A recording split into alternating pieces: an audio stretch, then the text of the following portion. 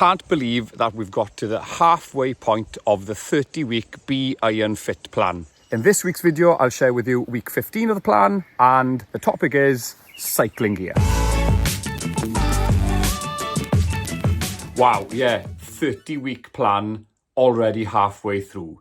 So for you guys who haven't seen these videos yet, I've been doing the Be Iron Fit plan, and I've been going from week 1 all the way through, and hopefully we'll get to week 30 if I'm not too tired. On the 30-week plan, every Monday you have a night off, and I use Mondays to give people this free information, tips, hints, whatever. Because I always remember, first triathlon, I absolutely pooed myself. I didn't know what to expect, and it just went crazy. But I still really enjoyed it. And before my first Ironman, I remember being terrified of the entire process. So if I could kindly ask for a subscribe, because all this work goes into it weekly in between high intensity training. And I just love to share any tips, advice, anything anybody can find helpful. So firstly tonight, for you avid followers who've been following the plan from the start, I'll ping week 15 up by here. And once again, happy to report that I stuck to most of it. The swimming was a bit tough to get 3 in, especially because I was out on expedition this week as well with my pupils. I go out on about 6 expeditions a year, and I just try to fit everything around. So I sort of reverse engineer the plan. And just quickly though, I think it's worth mentioning the 4-hour bike on this, which was Saturday. I did it Sunday instead. I swapped the run and the bike around. It's a cheeky 4-hour at this time with a 30-minute run off it, as you can see. However, next week and the week after, they reduced to 3:30 and 3 again, because it's just working down to the first race of the season, which is a sprint triathlon, which is discussed in earlier videos. However, I am doing the sprint triathlon next week rather than in 2 weeks' time. But it doesn't matter, it's all part of the fun. But if you can just pause that, then I'll get into tonight's topic. So, which brings us to tonight's topic, which is cycle gear, clothing, and all that stuff. Right, so cycling in itself is quite an enjoyable sport, but it's more enjoyable if you are kitted properly. There's 4 things I always think about. Number 1 is it summer or is it winter? And the other 2 are, what distance am I doing and what nutrition have I got to carry? Now, when you look at all these factors, you can then decide what clothing to wear.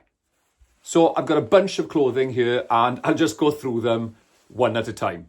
I'll start simple, summertime. That's all you've got. As usual, you're going to have bib shorts for everything. Lovely. And a cycling jersey. Happy days. You've got 3 pockets in the back, sizable pockets, and that is short sleeve. Sunglasses, socks, helmet, sunscreen, hot summer's day. A little bit in between, if it's a little bit windy or chilly, you have a gilet, very, very light, or you have a cycle jacket, which is a gilet with sleeves, again, very, very light. They're so light, they're ideal to stop a little bit of wind chill or showers. And if you get fed up with them or too warm, you can take them off and you can shove them under your cycling top. So as you can probably hear, it's extremely gusty today. The headwind has been atrocious. I'm on a 4-hour ride. It's July. It's supposed to be 40 degrees. But not once have I wanted to take this jacket off. This jacket is essential. So I've got a jacket, cycling jersey, and my bib shorts. Ideal. And lastly, winter.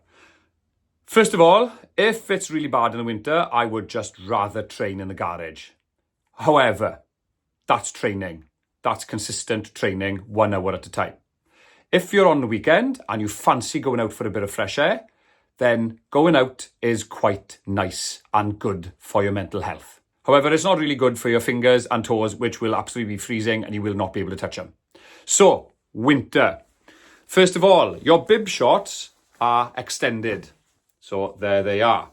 And down with the feet area, you have these to put over your shoes. Can you see it on the camera there? They're not really warm. They help with a bit of warmth, stop the draft, but they help with the rain as well. However, underneath, if you've got ventilation underneath your shoes, water will get in there.